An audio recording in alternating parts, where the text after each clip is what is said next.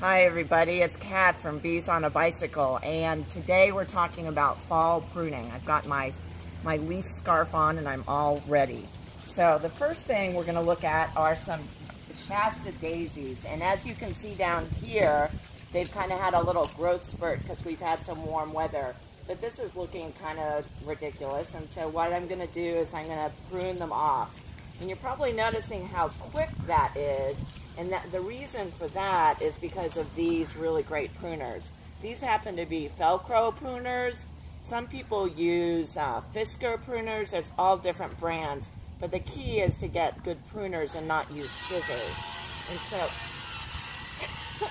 the next thing we're going to prune is some asters. And so these have kind of bloomed a couple weeks ago, and they have spent blooms. And so again, I'm going to prune them.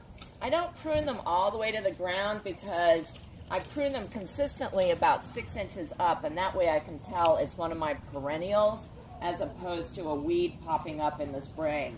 And so then again in the spring, what I do is I come back and I prune that down to the ground, and then the new growth comes up in the spring.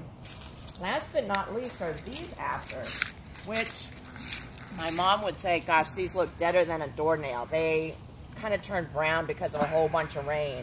And so what I'm going to do is I'm going to prune them, and I'm going to make sure that they're not dead. And the way that I do that is I look right here in the stem. I don't know if you can see that, but it's green in there, which indicates that it's still alive.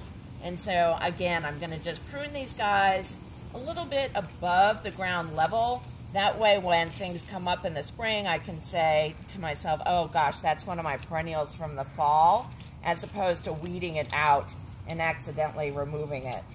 And anyway, this is kind of how to get going and clean up for the fall and get some of this spent bloom and brown stuff out and clean up and get ready for the spring in the months ahead. Anyway, it's Kath Shaw from Bees on a Bicycle, and thanks for visiting today.